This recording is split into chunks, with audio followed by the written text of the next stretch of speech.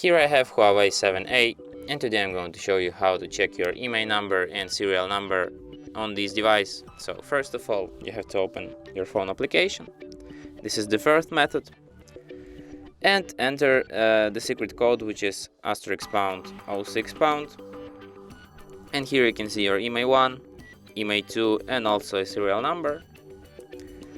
And the second method, you can just open settings, then enter about phone section, and here you can find all of these informations.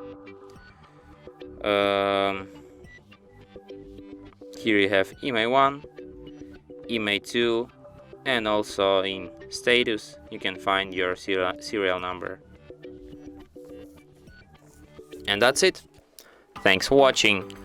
If you find this tutorial useful, don't forget to hit that like button and subscribe to our channel.